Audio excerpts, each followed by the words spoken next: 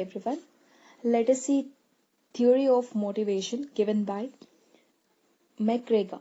Professor McGregor is one of the management thinker to give a theory of motivation relating to human behavior. He presented two sets of assumptions about people at work in the form of theory X and theory Y. Theory X presents traditional views and theory Y presents modern views based on behavioral science. Theory X is a negative view of human nature and theory Y is a positive view of human nature. So now let us see theory X. This theory is based on traditional views and it has following assumptions. First, the assumption is people by nature do not work, they avoid it and they hate working. People by nature do not work. That means average human being is inherently lazy by nature and they desire to work as little as possible and they dislike the work and they will avoid it if they can. That means they'll consider the job as burden. Every time they'll have excuse for not doing a job. They make time pass in organization as they do not want to work. Then second assumption is people need close supervision at the workplace. People need to be persuaded, threatened, forced or punished in order to make them to work. They will not work if there is no fear. If there is a fear, they will show a mood to work. So, fear of punishment can motivate them to work. Then, the average human being are self-centered and not bothered about organizational goals.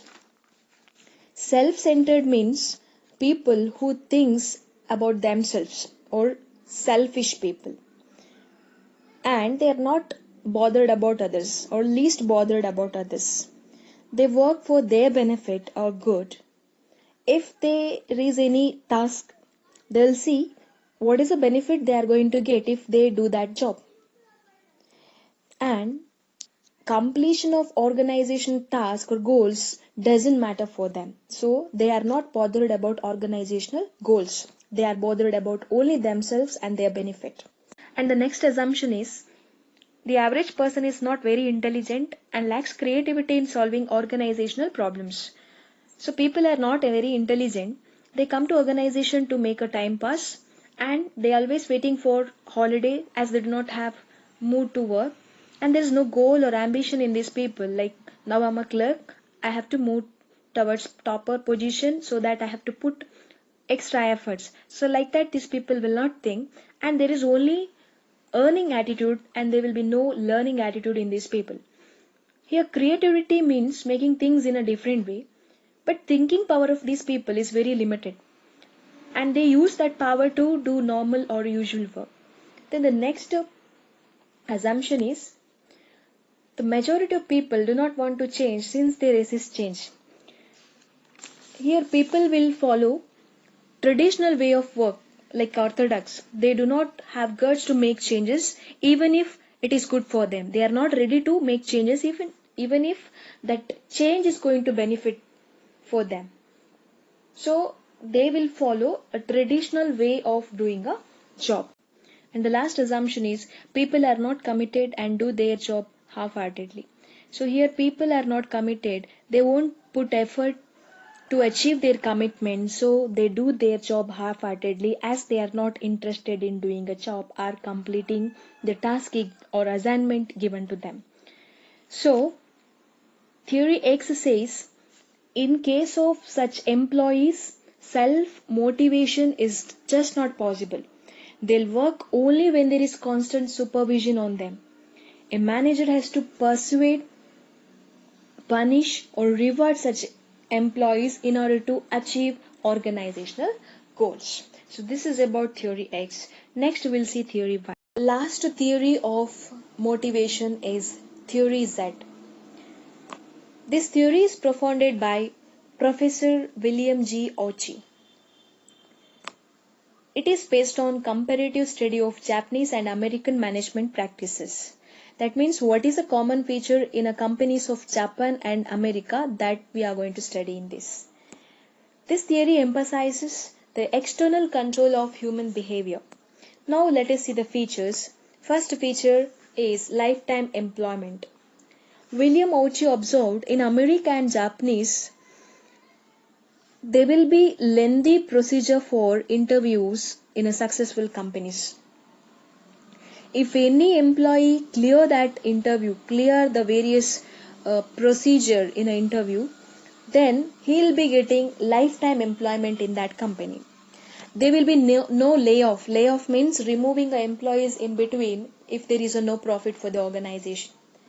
When employees leave the job, that time also they have to mention the exact reason why they are leaving the organization, and company will try to persuade them to be in organization by finding a reason and makes them to satisfied, and it provides a benefit which they want. Second feature is slow evaluation and promotion. Usually employees who are doing good gets better status through promotion. But in case of successful American and Japanese companies, employees are getting promotion in terms of their number of years of service in that organization and a leader who motivates the others. So these two things are considered to give promotion. So one who joined first or who has more experience in that organization as a worker, then he'll be getting a promotion. Chance of getting promotion is more. Then, career paths. American and Japanese companies think about new courses which improves the career of employees. It spends for skill development programs for employees development. It gives different kinds of work to employees so that they will be familiar with all kinds of job. So employees can get vast knowledge about their job. Emphasis on humanity concern for the people. It means treating employees as human beings and more than machine.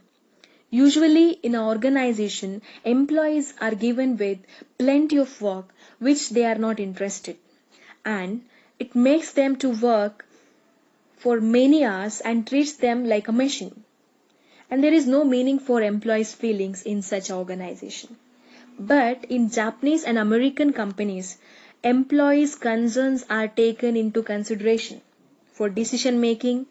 Their suggestions are taken for every important matters, and they are taken as a part for important meetings, and it makes them to feel as they are important. Collective decision making. This is also related to previous point where I already said where employees suggestions are taken, employees decisions are regarded as important decisions of the organization. They are considered as a part of the meeting for deciding important matters. So every successful American and Japanese companies has this feature. There will be no centralized decision making. Every department heads may be higher, middle or lower level. They join together and discuss, then they draw the final decision. Human resource development. Managers or management will focus on human resource development. That is good working condition, better salary, innovative reward system or incentive system. So these are to retain the employees in organization for a longer period. They have to focus on their development. The main motto is to give lifetime employment. For that purpose, organization focus on human resource development by having different kind of courses for improving the skills and performance of employees, and it increases their knowledge also. Informal control. It means creating friendly environment where employees develop affection, sympathy, bond or belongingness. Organization gives freedom to employees, so environment, that is working environment, becomes friendly. So there is no formal control, there will be informal control. Criticisms of theory set. First criticism is it cannot be applied in all the countries of the world. It cannot be applied in all the countries because working culture is not same in all the country. It is different from one country to another country. So working culture where in Japan and America it is not there in other country. Lacks empirical research. This theory lacks empirical research, hence the practical utility of this theory is limited. It is not practically applicable. Absence of formal control. There is absence of formal control and that may lead to operational problems, making delegation of authority more difficult. Lifetime employment. Lifetime employment concept cannot be implemented practically as aged employees are unproductive and cannot be retained for long time. Horizontal promotion. Horizontal promotion of the employees is not an easy concept since a skill required for a particular job cannot be transferred from another job. Thank you. Everyone, let us see the second part of last chapter of human resource management, that is leadership. Meaning, leadership is the ability to influence people. So leadership means it is the ability of a person to influence people so that people in organization will move to achieve the objective of the organization. So it is the process of inspiring, guiding, motivating and controlling people towards the achievement of organizational goals. So leadership is concerned with successfully placing the subordinates in the right position and making them to handle challenging roles and tasks given. An organization without a leader is like a ship without a captain, because in a ship if there is no captain then it is not possible to make a ship to move in a correct path. So for organization also there should be a leader, and that leader makes the organization to move in a correct direction. So let's see the definition. According to Keith Davis, leadership is the process of encouraging and helping others to work enthusiastically towards objective. So it is clear from this definition that leadership is the art or process of influencing people to perform assigned tasks willingly, efficiently and competently. It activates people, provides proper direction and gives a clear vision for the future. Let's see the features of leadership. It is a group process. A person can act as the leader only when he has subordinates to follow him. So when there is subordinates, then only there will be a leader. So a person who leads a group is called as a leader. One can find a leader only in a team or in a group. Interpersonal process. Leadership necessitates the presence of interpersonal working relationship between two or more persons. So here there will be formal relationship between the superior and subordinates. Leader and subordinate. Leader is going to give the direction and subordinate is going to follow the direction. So there will be interpersonal relations and there will be interactions between two or more persons. So that's why it is an interpersonal process. Stimulating process. Leadership is the process in which leader stimulates or motivates his subordinates to perform better.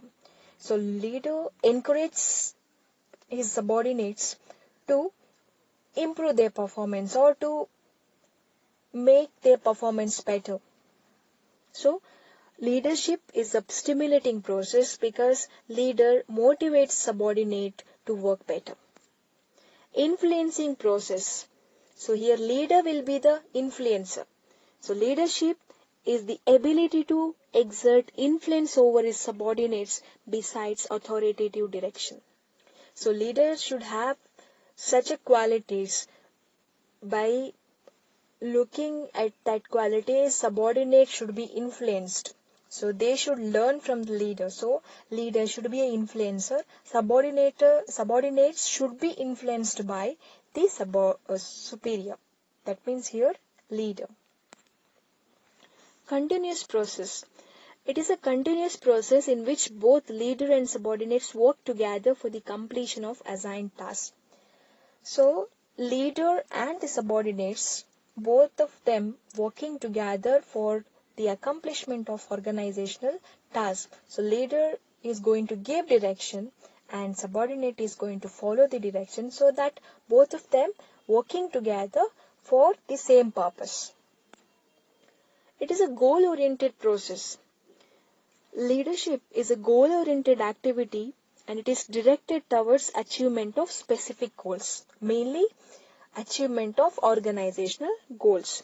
And the leader who coordinates everybody in organization to reach that goal. Unequal power. There will be unequal power in organization. Everybody will not have same power, same authority in organization. Who will be having more power? Definitely the leader will be having more power than subordinates. More power or authority rests with the leader when compared to the subordinates. Situational. It is situational since the technique of leadership is applied depending upon the situation. Depending upon the different situation, different techniques of leadership are applied. So that's why leadership is situational. Importance of leadership. Leadership is a major function of management, and organizational success depends upon the quality of leadership provided by the manager. Leadership is important because it sets a clear vision and communicates it effectively to the subordinates and makes them to realize their roles and responsibilities. The following points justify the importance of leadership in the organization. Sound organization structure. Formal organizational structure cannot provide for the presence of sustainable relationship with the employees. That's why informal relationships are made to exist through the leadership within the framework of formal organization, and which is a prerequisite for the smooth functioning of the organization. Initiation of action. In an organization, it is the leader who brings the plans and policies of the management to the knowledge of his subordinates and gets these plans and policies successfully executed them. So, leader is a person going to communicate the plans and policies of the management to the subordinates, and he makes to realize that plans and policies are executed to the employees. Providing guidance. Besides supervising the work of subordinates, an effective leader also provides guidance by giving instructions and directions. Thereby, he makes the subordinates to work to reach the target. Instills confidence. Proper guidelines regarding their roles and goals are given to the subordinates by the leader in advance. When the subordinates receive proper guidelines, support and encouragement from their manager, they feel confident and do their duties to the best of their ability. Motivation. Leader motivates his subordinates to improve their performance by providing financial and non-financial incentives. He acts as a source of inspiration for them at the workplace. A leader is like a role model for the subordinates. Coordination. A successful leader integrates personal interest of the subordinates with the organizational goals and achieves coordination in the organization. So leader is a person who coordinates everything in the organization and makes it possible to achieve organizational goals. Morale booster. By maintaining cordial relations with the subordinates, he keeps them happy and satisfied.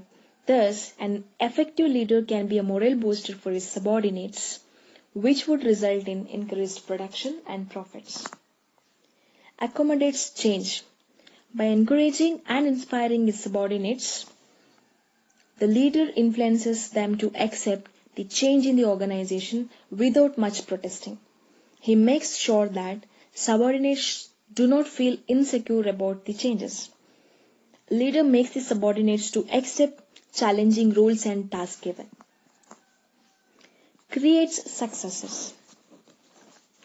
A proactive leader slowly prepares his subordinates to succeed him in near future by providing proper training so that work will not suffer even after the retirement of leader.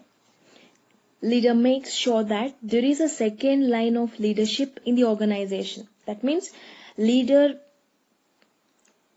trains his subordinates to become a good leader in future.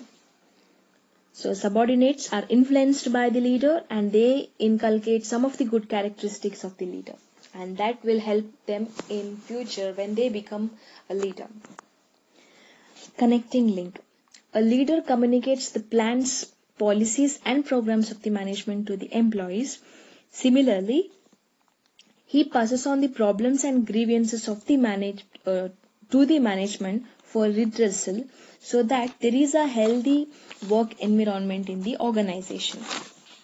Thus, leader acts as the connecting link between the management and the employees. So from the bottom, that means from the subordinates, problems and grievances are communicated or addressed to the management, and from the management, plans and policies are communicated to the subordinates. So he acts as a connecting link between the management and the employees or subordinate. Styles.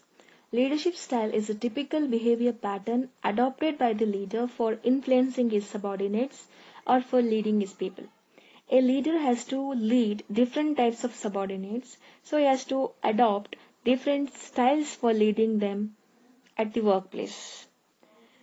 The style of leadership, it is based on the kind of control leader exercise on his team and the behavior of his subordinates. The following are the major leadership style. First one, autocratic or authoritarian leadership. Under this leadership style, there is a complete centralization of authority in the leader himself. He alone makes the decisions. That means he will not ask his subordinates while making decision. He does not believe his subordinates and he imposes work on them. He always expects his subordinates to obey his orders and instructions. He does not want to waste his time in two-way communication. So there are three types of autocratic leadership. That is strict autocrat. So this type of leader gets the work done through negative motivation. That means through threats of penalty and punishment, he makes the work done. He assumes that his subordinates are not at all intelligent and they are irresponsible. He thinks that he is only the capable person and does not require any advice or suggestion from anyone. So this type of leadership works only when his subordinates are newly appointed or when they lack expertise or experience. Benevolent autocrat. Benevolent means kind person. So benevolent leader takes his subordinates into confidence and tries to motivate them to increase the productivity. He wants to have good relationship with his subordinates, so he finds happiness in controlling them and always expects them to be loyal to him. He severely punishes the disloyal subordinates when the subordinates are not ready to assume responsibility and need close supervision. This type of leadership is useful. Manipulative autocrat. Manipulate means person who is unfair in his dealings. Manipulative leader is one who makes his subordinate to believe that they are participating in the decision making process even though he has already taken the decision. That means already leader has taken the decision, but he makes to believe the subordinates that subordinates also taken into consideration while making the decision. They are also participating in the process of decision making. So he is manipulative in nature and he takes his own decision, but he acts like subordinates are participating in the decision making process. In this case, also non-compliance of his orders by the subordinates invites punishment. That means there will be punishment for the disobey of the orders of leader. Merits of autocratic leadership. Some of the merits are successful where subordinates are weak. So this kind of autocratic leadership is successful when subordinates are weak. That means leadership can give better results where subordinates are illiterates, less competent to do their duties properly, or when the subordinates are new to the organization. Expectation of perfection. This type of leadership is more suitable where the perfection in the performance is expected from the subordinates. Quick decision making. Quick decisions can be taken by the leader since he does not consult any subordinates. Disciplined environment. There would be highly disciplined work environment in the organization because here subordinates has to obey the orders. If they disobey the order, there will be punishment. So when the organization requires strict environment, this kind of leadership is useful. Demerits of autocratic leadership. There are some demerits, that is low morale. There may be low morale among the subordinates as they are ill treated by the leader. This may lead to frustration among them. So they are not treated well by the leader, so that lead to frustration among them. That means they are not considered for a decision making process, any suggestions that are not taken for important aspects of the business. So they may feel frustrated. Then no initiative and creativity. It kills the initiative and creativity of the subordinates since they are not given any importance by the leader. Leadership crunch. The second line of leadership will not be there as the proper training is not given by the leaders to the subordinates. So leaders will not give any training because just subordinates, they need to obey the orders or instructions given. So their improvement will not possible under this kind of leadership. Subordinates improvement is not possible. Wrong decisions. Decisions made by the leader may go wrong since he does not consult his subordinates while making decision. So there will be more discussion about the decision taken by the leader. So when he takes a wrong decision, the result also will go wrong because there will be no discussion about that decision with the subordinates.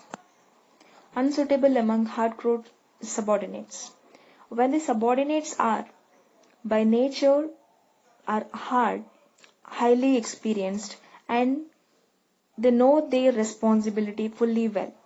So that time autocratic leaders, they may fail miserably because their skills or experience that are not considered here.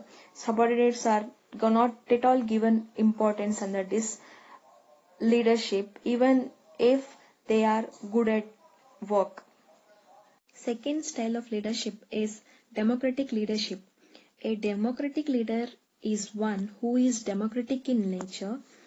In this type of leadership, there is decentralization of power and authority as equal opportunity is given to all the subordinates in the completion of targets given to them. The positive motivation technique is employed by the leader and freedom is given to subordinates in the performance of their duties. Leader delegates the authority among the subordinates depending upon the knowledge and experience of subordinates. Exchange of ideas and opinions among the subordinates is encouraged by the leader. Subordinates are not given authority to make decision, but leader consults them before any decisions is taken by him. That means leader encourages his subordinates to take initiative in setting goals and implementing decisions taken by him. A democratic leader acts as a friend, philosopher, and guide of the subordinates. So here, subordinates are given a chance to make this discussion about the decision taken by the leader. Subordinates are not given a chance to take decision, but They are given a chance to give their suggestions about the decision to be taken by the leader. Merits: increased productivity. There would be increased productivity of labor since employees are sufficiently motivated by the leaders to extend their cooperation and support in doing work. Morale booster. It develops a sense of confidence among the subordinates since they feel happy and satisfied working under democratic leaders. Hence, it acts as a morale booster among subordinates to contribute their best to the organization. Balanced decisions. The participative leader can make the right decisions as he given consideration to the opinions of knowledgeable and experienced subordinates. Developing future leaders. It helps in developing future leaders as proper guidance is given by the leader to his subordinates in their field of work. Demerits. Delayed decision. It takes a longer time to arrive at the decisions by the democratic leader as he has to consult his subordinates for their decisions or for their opinions and suggestions. Hence, there could be delay in making decisions under this type of leadership. Lack of cooperation. The success of this style of leadership depends upon the willing cooperation and team spirit among team members. If they are not ready to work as a team, democratic leadership may become big failure. Greater risk. If the subordinates are not ready to assume responsibility in implementing decisions taken by the team, the democratic leader runs a great risk and he may land up in trouble. Then third type of leadership or leadership style is free rein leadership. Under this style of leadership, equal opportunity is given to all the subordinates and there is full freedom to all of them. They plan and execute the plans along with their leader. Free hand is given to subordinates by the leader in making and implementing the decisions. They are self-motivated and receive no direction from the leader. All the subordinates are supposed to have self-control through self-discipline. It is a people-oriented leadership in the true sense, and all of them, including the leader, play an equal role in completion of work. So let's see the merits of free rein leadership. Highest initiative. The subordinates will have the highest initiative since they are given complete autonomy. That means full freedom is given to them at their workplace to do their duties. Joint and several responsibility. All the subordinates take a keen interest in the work assigned to them as they know that responsibility is joint and several in the accomplishment of group tasks. Developing future leaders. Since all the subordinates take active participation in the decision making process and in implementing such decisions, they develop leadership traits or leadership qualities which will help them to become leaders in future. Let's see the demerits. Indecisions.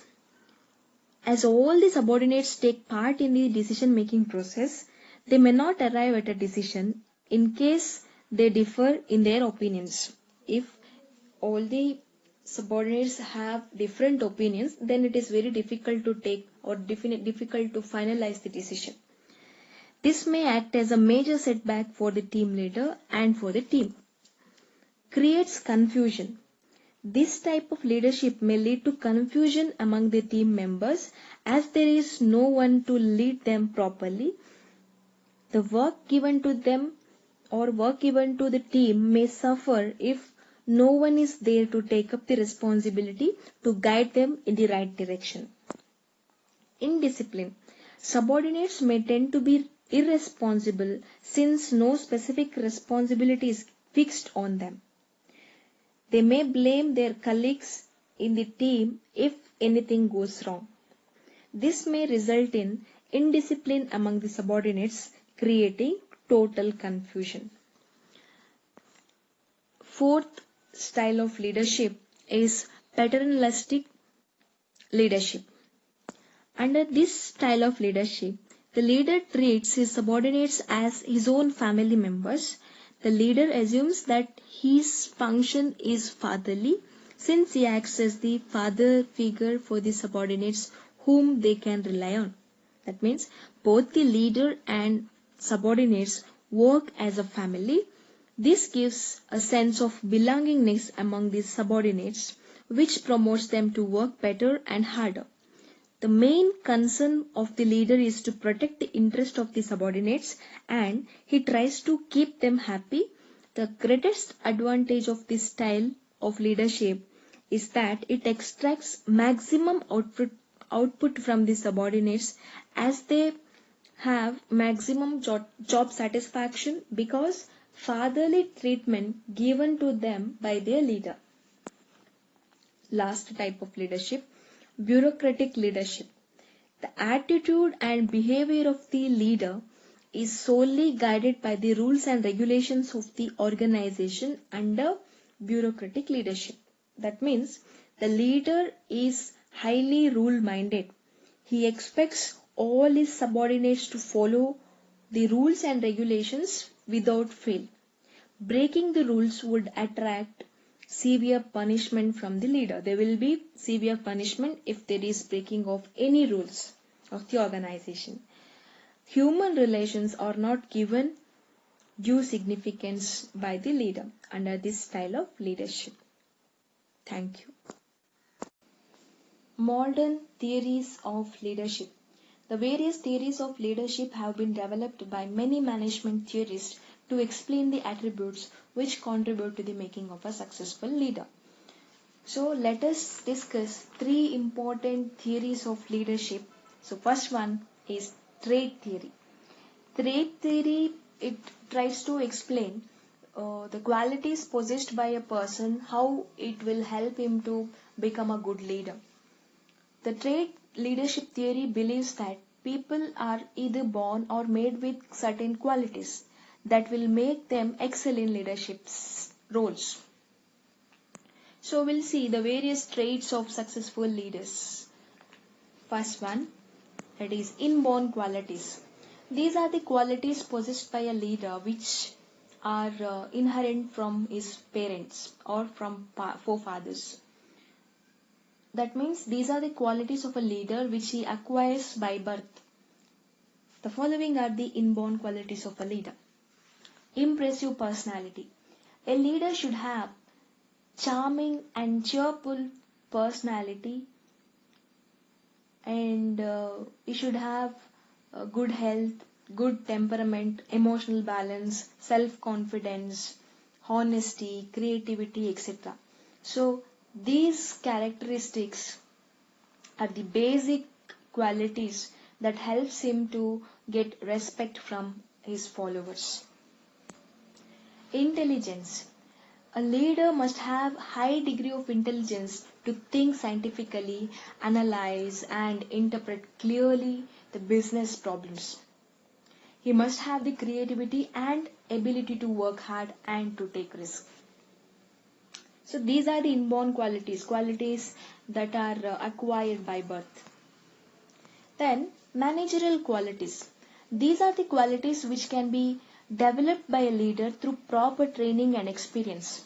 That's why it is said that true leaders are not born but made. Given an opportunity, it is certainly possible to bring out the best in a person and convert him to a successful leader through proper training. The following are the various managerial qualities to be acquired by a leader if he wants to be a dynamic leader. That is, communication skills. Communication skills are considered to be very vital for effective leadership. He must possess this essential skill in order to be clear, effective, and influential in stimulating interest in subordinates for translating their potential into reality.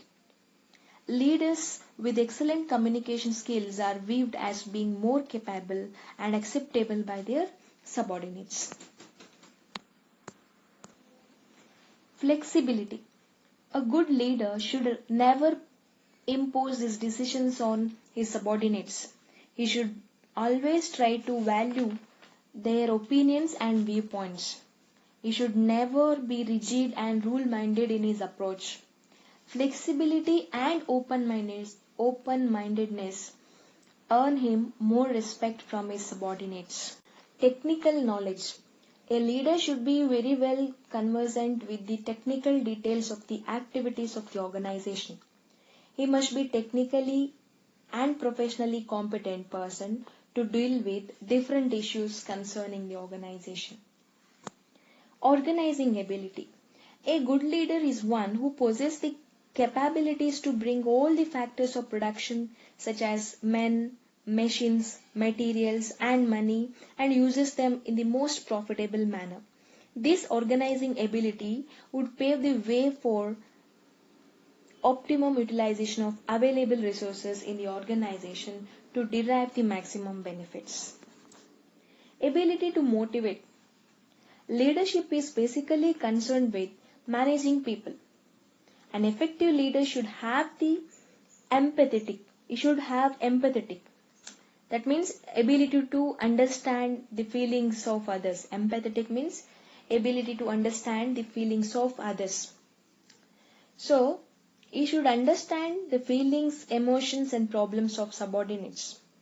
He should have a good grasp of those aspects which inspire and motivate subordinates for a high level performance.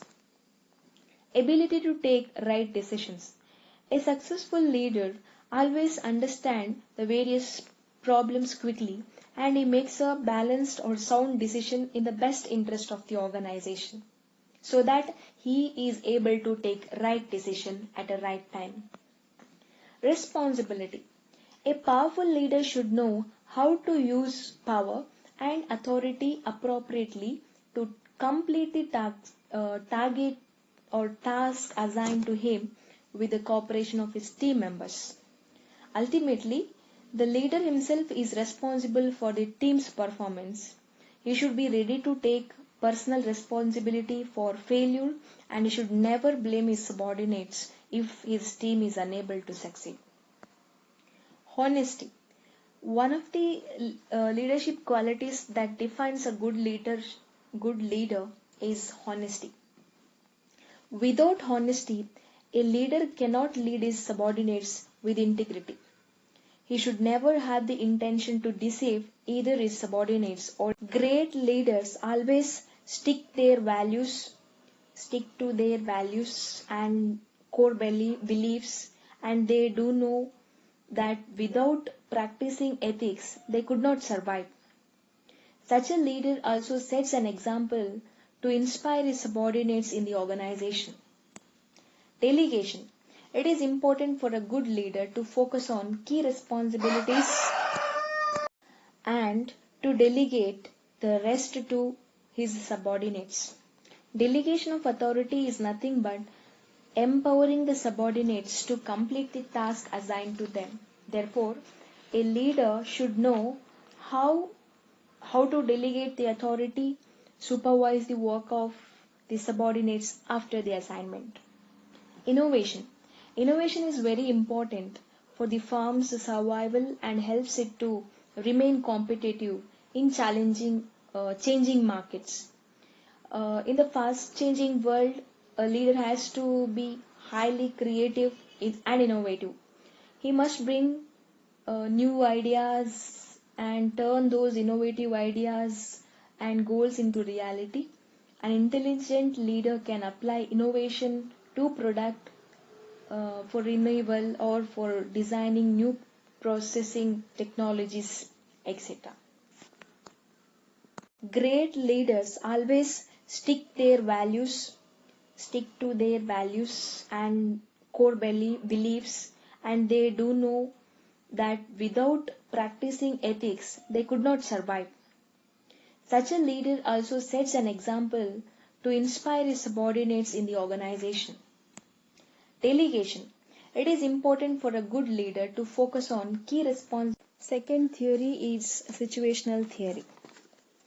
So let's see the introduction. This theory was developed by Kenneth Blanchard and Paul Hussey.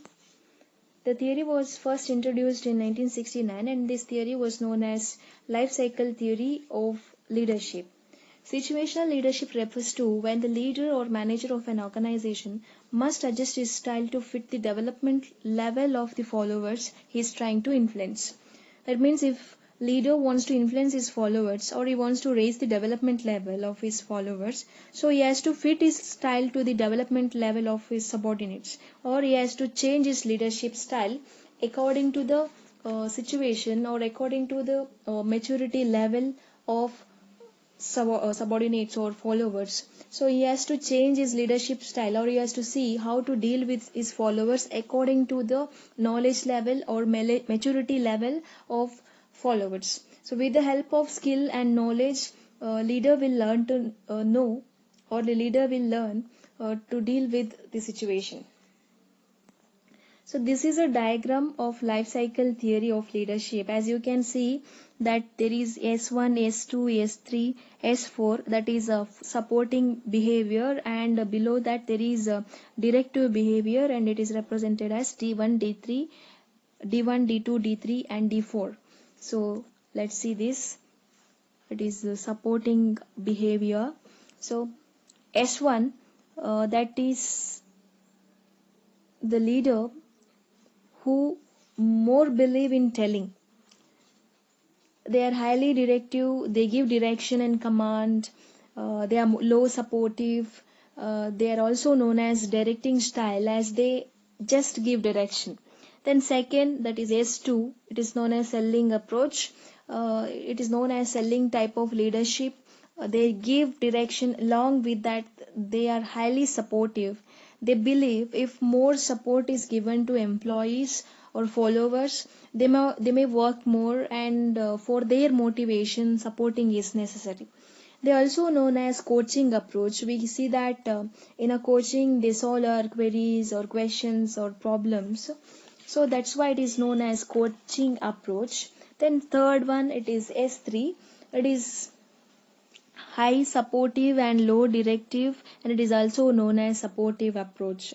And it is known as participating leader, as they are highly supportive and low directive. And they are known as supporting approach, as they believe that if they support their employees even in their bad time, employees will be motivated and they work more, and they try to correct their mistake. That is, employees or followers will try to correct their mistakes. Employees will try to correct their mistakes, so they participate in the problem and find solution for their problem. Then fourth one, that is S4, uh, that is low supportive and low directive, and it is also known as delegating approach. So observing leader, they won't direct and support. They are known as low supportive and low directive approach, and also known as delegating approach. Delegating means they put all the responsibility on their followers, and they won't even support and not even direct. They won't tell how to work with employees, or they won't tell employees that how to work. If followers commit any mistake, they won't help them to correct it, and they just observe them from far. So they don't help them in any problem. Then we'll see the development levels, directing behavior. First one, D1, low in competence and high in commitment. That means they are highly committed in their work, but they are low competitive. They won't prefer competition, and they want to be their line clear, and they should be no competitor. Then second, that is D2, having some competence and low in commitment. They have some competence, but they are low in their commitment. If they promise for anything, they will not fulfill easily. So they are not committed for their promise. but they are having some level of competence. Then third, high competence but may lack in commitment. They are more competent but they may lack in commitment. They know how to face competition or how to face competitor and how to beat them and win them, but they lack in their commitment. Then fourth one is D4. um, High competence and high commitment. They know how to face the competition and they fulfill their commitment quickly. So they are highly competent and also at the same time they are highly committed towards their work. The third leadership theory is behavioral theories. In this theory, we'll study about the behavior of leader and how a particular leader behaves in leadership. Behavioral theory focus on the effectiveness of the leader to his behavior in motivating the subordinates than to his personality traits. This theory emphasizes on studying behavior of leader and its effects on performance and satisfaction of subordinates. Leader gives importance to either employees or task. If he given importance to employees, then he is giving importance to maintaining healthy, cordial, and sustainable relationship with employees or subordinates. Or if he gives importance to the task, then that is called task oriented leadership. In case of employee oriented leadership, that is the first one, priority is given to the employees, and in the second type, that is task oriented leadership, importance is given to the job completed by the subordinates. According to this theory, employee centered leadership results with quality performance of the subordinates, and in case of task oriented leadership, there would be lower productivity since subordinates get frustrated with the attitude of their leader. So, let's see the behavioral models of leadership, that is Ohio State University Leadership Studies. Researchers at Ohio State University have identified the following two dimensions of leadership, that is, initiating structure. Initiating structure implies the leader's behavior on the division of work among the subordinates in a systematic way and proper supervision of their tasks. That means it says about the procedure followed in organization.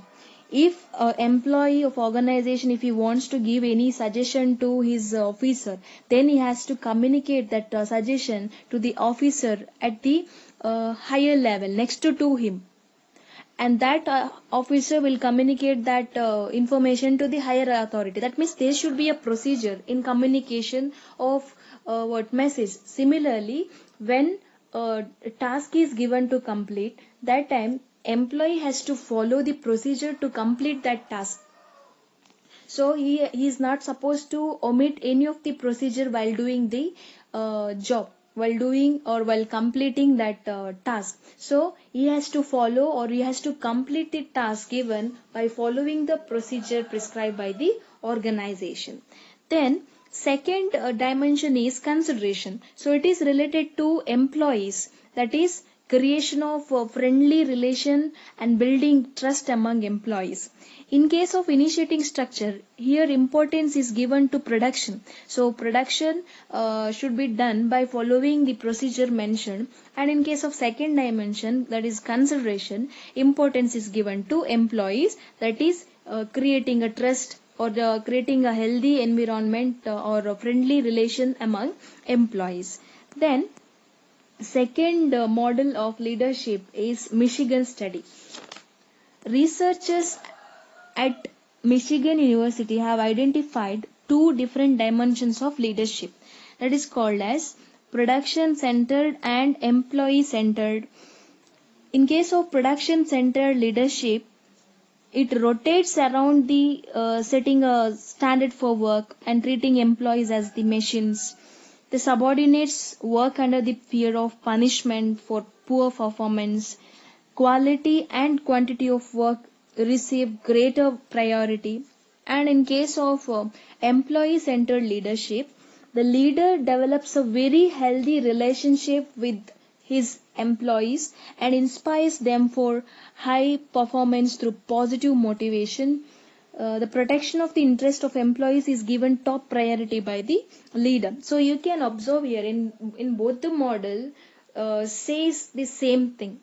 In the first model, that is Ohio State University, their two dimensions are initiating structure. So there should be a procedure for completing a task, but importance is given for what? For production. Here also, first dimension is of production centered. Same meaning it gives. And second, in case of Ohio State University, where that is considerations, where consideration or importance is given to employees are given importance for creating a friendly relations among themselves. And here in case of Michigan studies, employee centered, employees are given importance, that is treating employees as asset for the organization and protecting the interest of the employees are given priority. So like that, both the study that says the same thing. Coming to the criticism, so here in case of leadership, there are many aspects in leadership, but only two aspects of leaderships are given importance or it is considered here. So that is only the criticisms. There are many aspects in leadership, but only two aspects of leaderships are considered in behavioral theory. Thank you.